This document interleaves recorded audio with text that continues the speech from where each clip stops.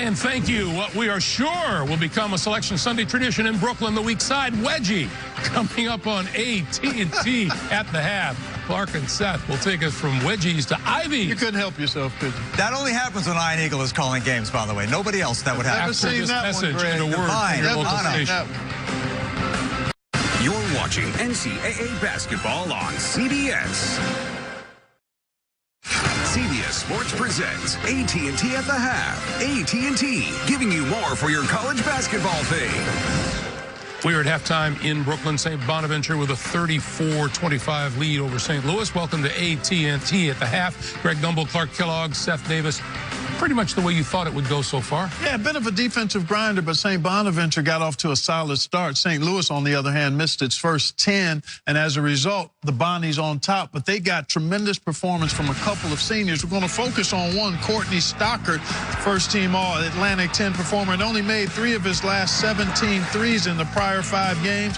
Went 3 for 4 in the first half. The other senior, Ladarian Griffin, has been outstanding as well. He's in double digits with 10, but here you see great confidence. That's what we call a walk into it 3, Steph.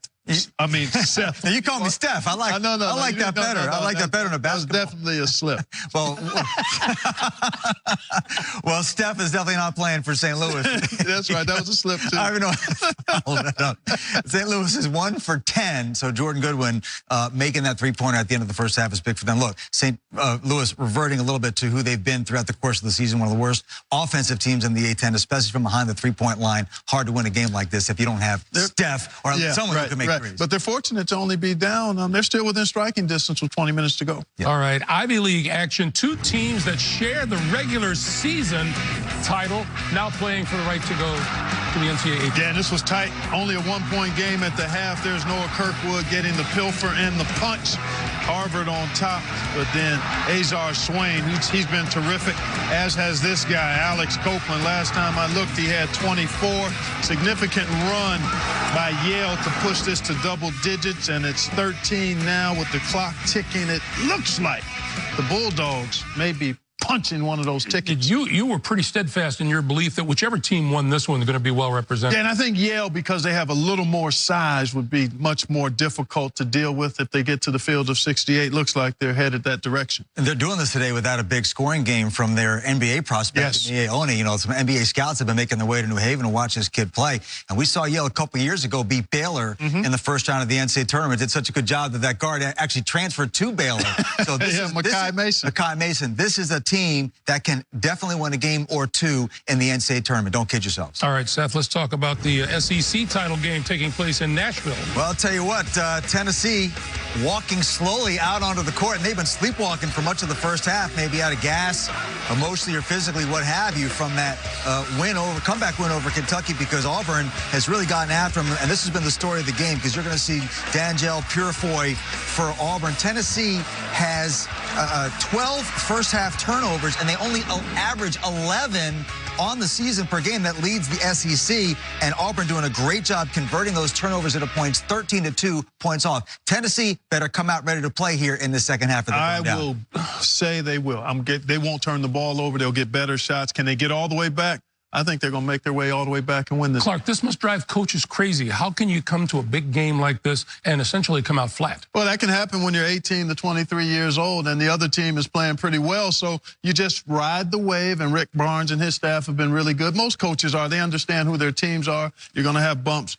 20 minutes to go, and they have come back multiple times this year from deficits at halftime to win games. All right, taking a look at the teams already punching their tickets to the tournament. Slots are beginning to fill up, and a couple of familiar names with some not-so-familiar ones. Yeah, look at Colgate there. They've won 11 straight. The Raiders have been outstanding during that 11-game winning streak, and you see Irvine, the Anteaters, 30 wins, back-to-back appearances for them. Keep an eye on that team, folks. Oregon is no fluke. They had a great last few weeks, beating teams by huge margins, including Washington last night. A great player in Lewis King getting better. And how about some love for Villanova? Yes, great call. They lose 3 of their top 4 players off the national champs and still win their conference. That's pretty good. That's very good. Okay, Steph. There's more to come when AT&T at the half continues after this.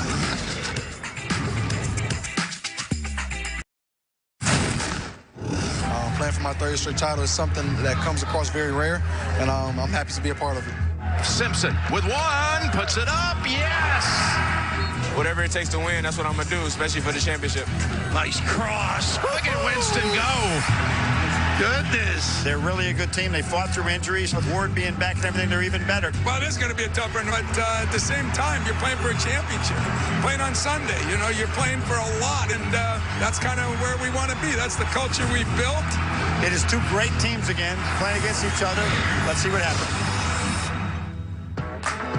For a fourth year in a row, a team from the Wolverine State will be crowned Big Ten champion. Can Michigan claim a third straight title, or will Michigan State cut down the nets later this afternoon in Chicago? These are the Spartans arriving just a short while ago. There is Cassius Winston. Is he limping a little bit? Is that an ankle tweak? That's a pregame gait that's conserving energy. That's all that is. Yeah, we don't know. Yeah, we certainly don't know that a player will carry that into the game. Right, exactly. I mean, he had on flip-flops. It's really hard to tell from that picture whether he's hurting, but I know he's been a little banged up, nicked up. Most players are at this time.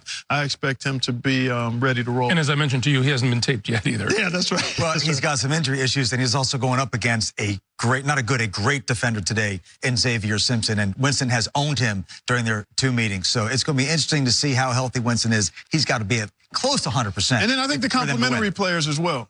Yeah. Iggy Brazdakis, Jordan Poole, Jordan Big Teskey, John Teskey. General awareness of him. Yeah, because those guys, I mean, it's a team game, so those guys get the marquee, but oftentimes it's the other guys that make the difference. All right, guys, a spot in the NCAA tournament awaits. The second half of St. Louis and St. Bonaventure coming up after this.